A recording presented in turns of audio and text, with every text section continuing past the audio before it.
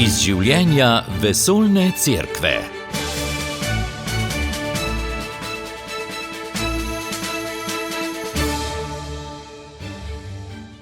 Lepo pozdravljeni v tokratni oddaji, v kateri bo govora o nekoliko zadržani cerkvi na Kitajskem in zelo živi cerkvi v Vietnamu, kjer mladi zaradi prezasedenosti na vstop v semenišče čakajo tudi 2 leti. O tem nam bo več povedal škof Anton Jamnik, ki se je v teh 2 državah mudil novembra, ko je tamkajšnjim študentom predaval o etiki. Najprej pa še nekaj drugih aktualnih novic. Z vami sva Matjaž Merljak in Marta Jerebič.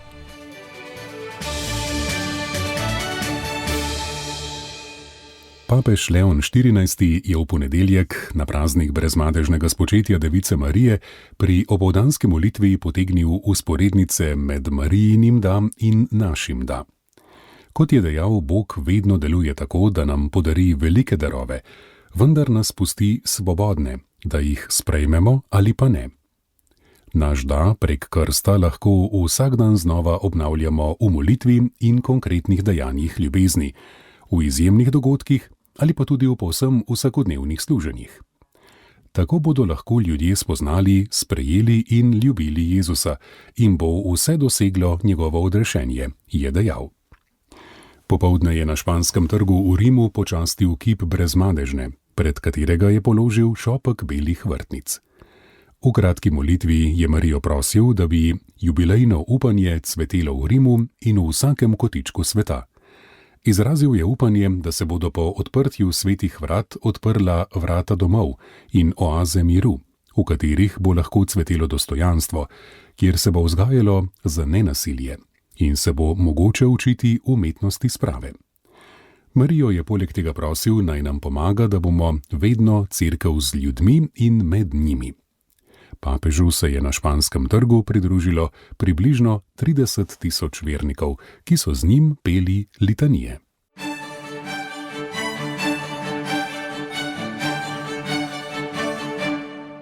Leon XIV je tudi minuli torek preživel v Castel Gandolfu, kjer je zjutraj sprejel ukrajinskega predsednika Volodimirja Zelenskega.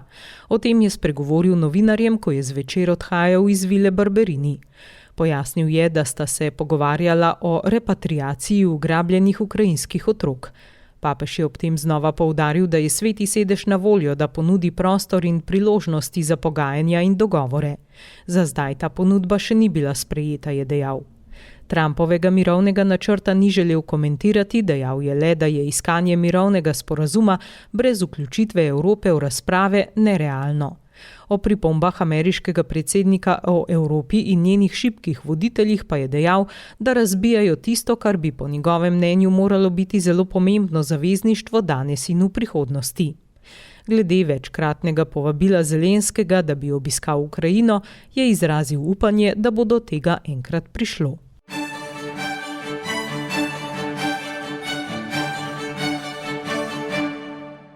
Papež Leon XIV je med sredino splošno audienco razmišljal o skrivnosti konca življenja, ki je, kot je dejal, nekaj najbolj naravnega in hkrati najbolj nenaravnega, kar obstaja. Pozval je, naj smrti ne doživljamo kot obsodbo ali absurdnost in naj ne bežimo pred njo, temveč jo prepoznamo kot sestavni del bivanja in kot luč, ki že sveti v temi nebes. Poudaril je, da samo Jezusovo vstajenje lahko do dna osvetli skrivnost smrti. V tej luči in samo v njej se uresniči tisto, kar naše srce želi in upa, namreč, da smrt ne bi bila konec, ampak prehod k polni luči, v srečno večnost.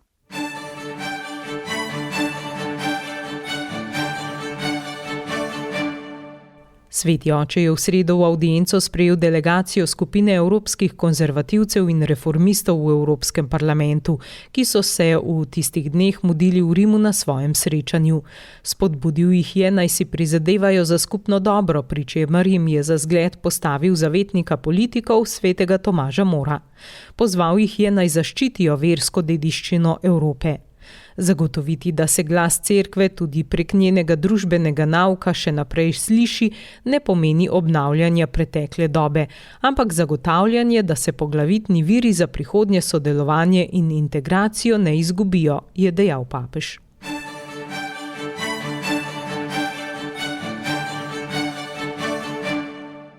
Na Hrvaškem že več let vsako prvo soboto v mesecu po več mestih poteka javna molitev rožnega venca. Tudi prejšnjo soboto se je kljub mrazu na trgu Bana Jelačiča v Zagrebu zbralo več 100 moških, ki so na kolenih molili za mir, za spreobrnjenje naroda, za moške, da bi postali duhovni voditelji v družinah, za predzakonsko čistost in prenovo katoliških zakonov, za končanje splava in za pristne cerkvene pastirje ter nove duhovne poklice.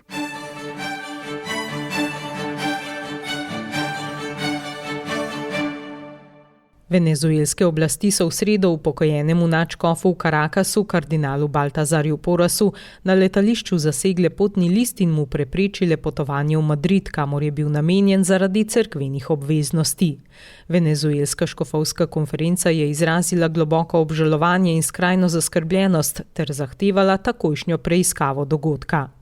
Napetosti med katoliško cerkvijo in venezuelsko vlado so se močno zaostrile po prihodu Huga Cháveza na oblast leta 1999 in še bolj po letu 2013, ko je oblast prevzel Nicolás Maduro. Ob izbruhu množičnih protivladnih protestov leta 2014 in 2017 je namreč cerkev postala eden najglasnejših kritikov režima. Škofje so obsojali represijo, pomanjkanje hrane in zdravil ter volilne prevare.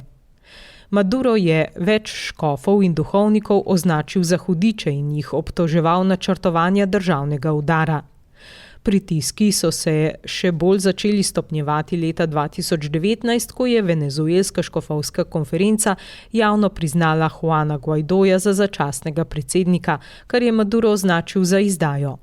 Oblasti so več duhovnikov aretirale, zaprle so nekatere katoliške radije in šole, Caritas so blokirali uvoz humanitarne pomoči. Od leta 2023 so z odvzemom potnih listov prepovedale potovanja nekaterim vidnim cerkvenim osebnostim. Zadnji primer je ravno kardinal Porras.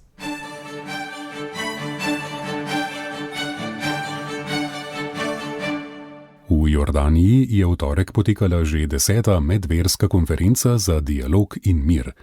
Srečanja je leta 2015 začel jordanski kralj Abdullah II. Z namenom, da bi okrepil dialog med krščanskimi, judovskimi in muslimanskimi voditelji. Letos je bil poudarek na Balkanu, še posebej na Albaniji, kjer je nekdanji sistem zatiral vero in ljudi. Dogodka se je udeležil tudi pater Peter Lavrih, ki je za naš radio povedal. Zbralo se je res veliko število predstavnikov posameznih cerkva, tako z muslimanske strani, iz strani islama, mnogi, tako iz Bosne, kakor iz balkanskih dežel, potem iz katoliške strani in tudi sam pravoslavni patriarh iz Jeruzalema in kardinal Pizzaballa, katoliški kardinal. Skratka, tu se je zbrala ena, ne smemo reči elita, ampak predstavniki posameznih skupnosti, posameznih cerkva, ki so sledili prvotnemu namenu tega procesa pod vodstvom kralja Abdullaha Jordanskega, namreč, da bi vzpostavljali sožitje znotraj verskih skupnosti med islamom in krščanstvom. To je bila osnovna poanta že od samega začetka. Odločitev jordanskega kralja Abdullaha je bila dejansko utemeljena v zakonu, ki ga je njegov oče v jordanskem hašemitskem kraljestvu že vzpostavil v Jordaniji in se glasi: vsak vernik je vreden spoštovanja, kdor bi pa drugače verujočega, to je mišljeno zdaj ali kristjan ali musliman, žalil ali ga kakorkoli izključeval, doseže po zakonu kazen. In na osnovi tega zakona je v Jordaniji vzpostavljeno dejansko spoštovanje med verami. gre za odnos, ki je na visoki kulturni in človeški ravni, gotovo pa verski tudi.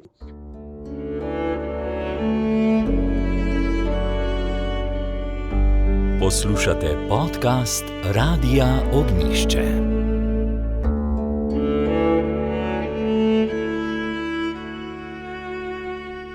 Škof Anton Jamnik se je novembra mudil na Kitajskem in v Vietnamu, kjer je različnim skupinam študentom predaval etiko.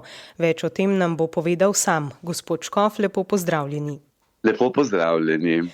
Na Kitajskem ste predavali na inštitutu Mateo Ricci v Pekingu. Kako so študentje, med njimi tudi konfucionisti, budisti in taoisti, sprejeli krščansko etiko in filozofijo religije?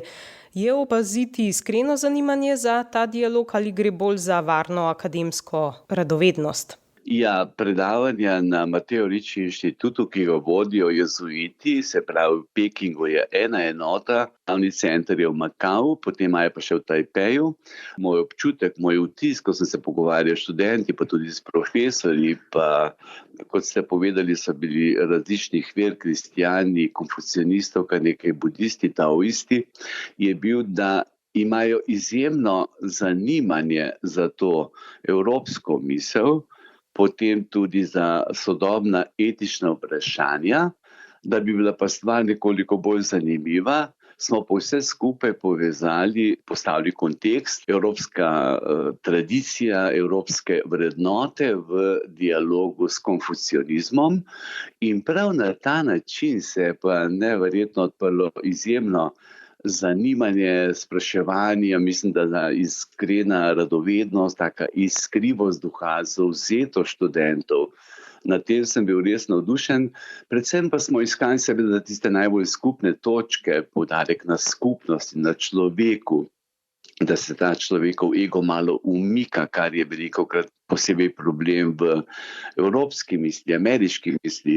V kitajski misli, ker je konfucionizem ena taka splošna bolj filozofija kot religija, seveda pa je poudarek na skupnosti, pogumu, odločitvi prispevati drugim, solidarnosti, odgovornosti za druge. Zelo, zelo pomembna misel. Isti vtis, podoben vtis, na drug način sem dobil tudi, kar je bilo zame veliko presenečenje, da sem me uredil oziroma povabil potem tudi na državno univerzo, kar pa je zelo, zelo težko priti, ker sem imel pa predavanje tudi za študente in profesorje. Tam pa je bila tudi glavna misel sodobna etična vprašanja in v dialogu tudi z konfucionizmom. Tam sem pa res videl, pravzaprav vse skupaj morda malo bolj zadržano. Človek nima občutka točno, a je to neka narejena prijaznost ali ne, ampak ker imam prijatelje Kitajce, ki se že z njimi 15 let poznamo, sem jih vprašal, kaj mislite, kako je bilo, smo vzpostavili nek dialog, eno tako zaupanje. Pri Kitajcih je zaupanje zelo pomembno in to se dela zelo, zelo dolgo. Na Kitajskem, veste, je vse počasi. Oni imajo čas in vsa ta leta, ko gradimo te odnose, se mi zdi, da se ustvarja to zaupanje in na državni univerzi sem bil kot predsednik Bruseljske komisije za etiko in jih je zanimivo stanje v Evropi, tudi ta sekularizacija v Evropi, relativizem, skepsa v Evropi. Marsikčesa se lahko v Evropi naučimo od Kitajske, tudi od konfucionizma, taoizma, ki je pravzaprav mistična religija, pravzaprav eno boštvo, tudi drugih ver, tako da se mi je zdelo tudi s profesorji, ko smo se potem pogovarjali, ob vsej zadržanosti se mi je zdelo, so bila vprašanja zelo iskrena, pristna, lep dialog se je vzpostavil. Res pa je, kar so me tudi prijatelji Kitajci opozorili, naj ne odpiram kakšnih tem o verski svobodi, človekovih pravicah.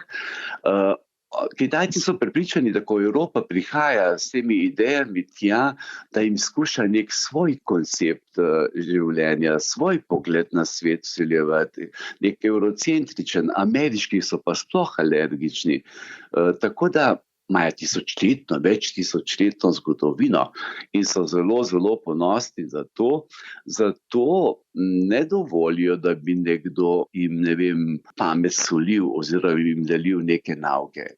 Če se midva vseeno ustaviva ob verski svobodi, leta 2018 je Vatikan s Kitajsko podpisal začasni sporazum o imenovanju škofov, ki je bil leta 2022 in 2024 podaljšan.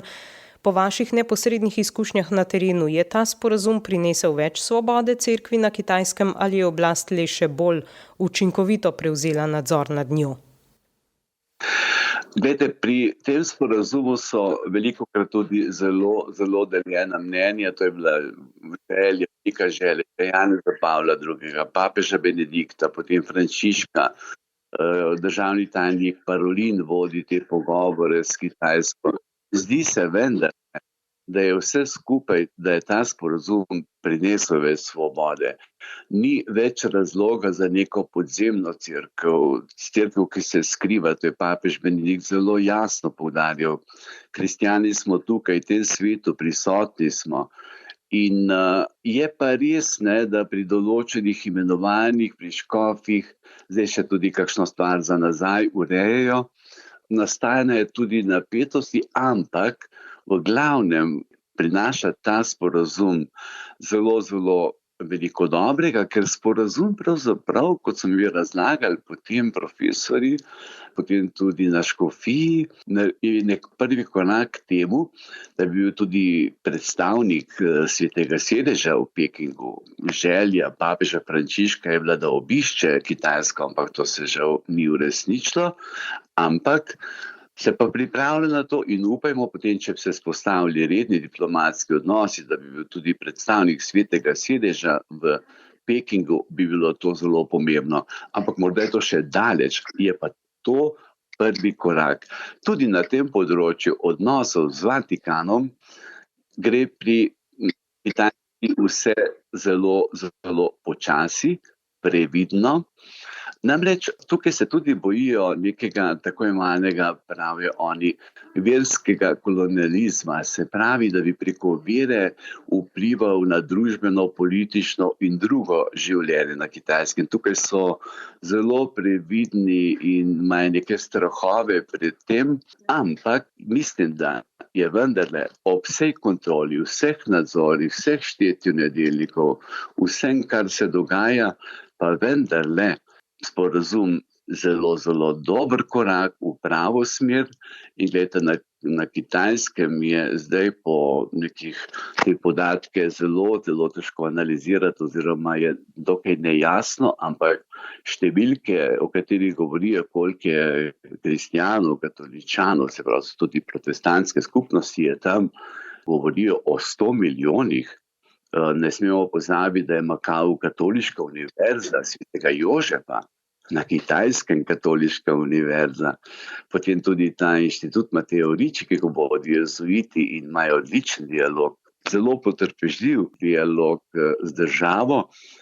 Je pa res, da so nadzori, da so kamere pred cerkvijo, visijo kitajske zastave, kot bi pri nas slovenske, ampak tista partijska zastava se mi zdela kar malo čudno, da je pred stolnico, ampak tako hočejo pokazati na neki tej simbolni ravni, mi smo tukaj na Kitajskem, mi imamo neko svojo avtonomijo, mi se ne damo Zahodu in tako naprej. Tukaj je zopet potrebna na verskem področju velika, velika potrpežljivost, počasni koraki, Kitajska ima čas, Vatikan ga tudi ima, ampak ključno pa je, da se ti koraki zgodijo in prinašajo eno veliko upanje tudi za prihodnost. Glejte, omenjali so mi kitajski profesori Marina Boča pot pri Šanghaju. Tam je Marija, ki drži na vrhu na glavi Jezusa, je obiskana na tisoče ljudi pride k maši. Tudi tukaj, ko sem bil pri maši v nedeljo v Pekingu, to je cerkev nabito polna. Kdor je res se odloči, je kristjan vso dušo, srcem in prakticira vero, prijemajo zakramente, molitev, koliko ljudi se je zbiralo. Jaz sem bil res izjemno presenečen na tem. Druga postaja vaše predavateljske turneje je bil Vietnam, kjer ste predavali mladim v semenišču. Kot ste zapisali v poročilu, mladi fantje tam za vstop v semenišče čakajo tudi po 2 leti ali več.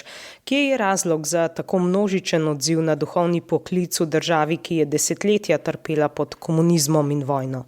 Ja, gledajte, to je zelo dobro vprašanje. Oziroma ena velika skrivnost, nekatere razloge morda lahko nakažemo. Semenišče, pravzaprav je to največje semenišče, ki sem ga kdaj obiskal. Predavanjem, to je glavno semenišče svetega Jožefa v Saigonu, zdaj se reče, ki je po komunističnem voditelju Ho Chi Minu, je semenišče, za katero čakajo za sprejem tudi 2-3 leta, ker preprosto ni prostora. Ni prostora dovolj, duhovnih poklicev je res veliko. Tam sem imel pa predavanja iz filozofije religije, tudi sodobne etike za 2. letnik, bogoslovce. Kakšno življenje, kakšna iskrivost duha. Zopet smo imeli tudi nekatera temeljna poglavja filozofije religije, vprašanje o Bogu, in ko sem govoril o dokazih do Boga, Tomaževih in drugih, Anselma, so mi zopet rekli podobno, kot sem doživel pred leti v Indiji. A veste kaj, mi tukaj ne potrebujemo dokazov za Boga. Mi preprosto vemo, da Bog je v stvarstvu, zdravi človeku, v skupnosti. Mi čutimo, da to je. Da pa je toliko duhovnih poklicev. Vietnam je veliko pretrpel. Severni, južni, severni komunistični, južni je bil pod podporo Amerike, severni Kitajske in Rusije. Vojna potem v Vietnamu, koliko trpljenja, koliko mučencev pravzaprav, tudi kristjani so šli težke čase, to je res neskončno. Mislim, veliko ljudi, ki je trpelo v zaporih leta in leta, so za vero darovali svoje življenje. To se mi zdi, da res iz krvi mučencev rastejo duhovni poklici. Drugi razlog, ki se mi pa tudi zdi zelo pomemben, je, gledajte, v Vietnamu je število prebivalcev zdaj približno 105 milijonov. To pomeni, samo Saigon ima 90 milijonov in približno 12% je v Saigonu katoličanov. Kdor se tam odloči za vero, zopet res vero živi. Predvsem pa se mi zdi ena ključna razsežnost, pa je, to smo se pa o tem več pogovarjali v semenišču, pa tudi z drugimi, kako je molitev v družinah prisotna, kako so družine povezane. To so velike družine, to imajo več otrok. To je vse mlado, to kar žvrgoli, kamorkoli stopiš, je polno življenja. In prav molitev se mi zdi, prijemanje sakramentov, evharistija, sveta spoved, radi se družijo. To se mi zdi, pa so tudi eni taki razlogi, ki spodbujajo duhovnemu življenju, ker je pa pristno osebno duhovno življenje povezano z Jezusom. Tam pa seveda lažje človek prisluhne temu klicu, Božjemu klicu. In fantje, ko smo se res sproščeno pogovarjali, na Vietnamu je veliko več sproščenosti kot na Kitajskem. Tam je še vse neka zadržanost, ne prestrašenost, ampak zadržanost, nek nadzor. Tukaj je vseeno, čeprav je komunistična država, ampak ta komunizem je bolj neka forma, v resnici pa temu prav nihče ne verjame, ampak res prav nihče. Tukaj je življenje bolj sproščeno in duhovno življenje, prakticiranje vere, molitev v družini, predvsem pa življenje družine, ta radost življenja. Za konec morda še malce ste že povedali o primerjavi med Kitajsko in Vietnamom, da je nekako v Vietnamu bolj sproščeno. V poročilu ste omenili tudi, da je v Vietnamu bil tudi taksist vesel, da je peljal škofa. Morda za konec še izkušnja tega. Ja, gledajte, točno to je pa razlika med Vietnamom pa Pekingom. Ko sem bil v Pekingu in me taksist peljal potem z hotela tam, ker smo imeli predavanja, je bilo vse skupaj, vse bil tako malo prijazen, vse v redu, ampak zelo, zelo zadržano, ker sem bil tako oblečen, duhovniški obleki, je bilo vse skupaj bolj zadržano, ko pa se usedem v Vietnamu v avto, navadno so me prišli profesori iskat, ampak enkrat pa s taksistom bil pa vesel, se začel pogovarjati, sicer je rekel, a veste, zanimivo je bilo najprej, to sem rekel, katere angleško tako govorijo, bolj slabo, ampak sva se nekako sporazumela, pa sem rekel, katere vere pa ste, jaz sem rekel, katere pa, je videl, da sem rekel, sem pa katoličan, škof, je bil tako vesel, vi pa ste, a sem rekel, a ste kristjan, malo sem se pohecal, ko sem videl, da je bolj sproščeno. In njegov odgovor, veste, kakšen je bil? Še ne. To sem se tako nasmejal. To je bilo kot eno božje znamenje, sem rekel, poglej ga, še ne, kakšen lep odgovor. Skratka, bistveno več sproščenosti je v Vietnamu, kot v Pekingu, res pa je, severni del Vietnama meji na Kitajsko, tam je glavno mesto Hanoj, potem pa meja s Kitajsko. Gre tukaj bolj, po moje, za bolj gospodarsko sodelovanje, morda tudi če nek politični pritisk lahko da, čeprav tega ni bilo ne vem kako čutiti, ampak imajo pa, Vietnam je vseeno velik, tu imajo čez 100 milijonov prebivalcev in je, bi rekli, biser krščanstva, da je svetovnem merilu, pa še to, čeprav mi je bilo žal, da nisem mogel iti na obisk našega svetniškega kandidata Majcna, to poznajo, nisem mogel iti Salezijanski center obiskati, ker ga je gospod Majcen takrat ustanavljal, ampak so pa ponosni in s tem sem imel pa tudi seveda privilegije in so poznali Slovenijo, gospodu Majcnu spremljajo postopek za beatifikacijo, tako da rekel, pogledajte, ena majhna Slovenija pa en velik svetniški misionar v Vietnamu.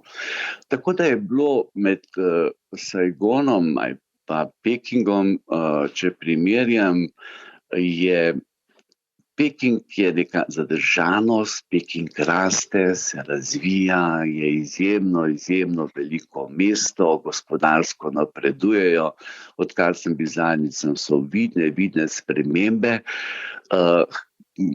Se pravi, pri njih je treba zares pri Kitajcih biti zelo potrpežljiv, pa spoštovati njihovo misel. Všeč mi je bilo prav to, da smo to primerjavo naredili, dopolnjevanje s konfucionizmom, pa da enkrat priznamo Evropejci, da se tudi od drugih lahko veliko naučimo. V Vietnamu je pa ta žal sproščenost, Kitajska ima še vedno eno bolečino, problem, namreč prav v tem, ko so imeli omejevanje rojstev, zdaj imajo skoraj 20 milijonov moških več kot žensk in se ne morejo poročiti, porušili so naravni ritem, božji ritem življenja in zdaj bi radi, ker se pa število prebivalcev manjša, radi spodbudili družine, da bi imeli več otrok, pa ne gre, ker jih je nekako ta gospodarska rast, pa ko jim gre vedno boljše, potegne v te ekonomske vode in je manj tega veselja do življenja. Medtem ko je pa v Vietnamu pa, hvala Bogu, to veselje do življenja, število rojstev. Glede, samo v nekaj letih, so mi rekli, mislim, da 10 letih se je prebivalstvo povečalo za, mislim, da 7 milijonov, nekaj podobnega. To so take številke. Tukaj je pa življenje, ker je pa življenje, pa tudi vse ostalo pride. In tega sem bil zares iskreno vesel in je to ena taka lepa izkušnja, iz katere se lahko učimo. Tudi o tem smo se pogovarjali, da bi prišli vietnamski bogoslovci in duhovniki tudi v Slovenijo. Vse vemo, da so že na Rakovniku in Evropi je izkušnja, da pridejo duhovniki iz Vietnama, na župnije se naučijo jezika, so brihtni in izjemno dobro se nekako inkulturirajo, vključijo v družbo. Tako da to je Ta razlika je med Vietnamom pa Kitajsko. S tem končujemo tokratno oddajo. Škof Anton Jamnik, hvala za pogovor. Iskrena hvala vam. Oddajo sem pripravila Marta Jerebič, želim vam lepo nedeljo. Poslušali ste oddajo iz življenja vesoljne cerkve. Ponovno ji lahko prisluhnete v našem audio arhivu. radio.ognisce.si. Hvala za poslušanje. Podprite brezplačen dostop do naših vsebin in postanite prijatelj Radia Ognjišče.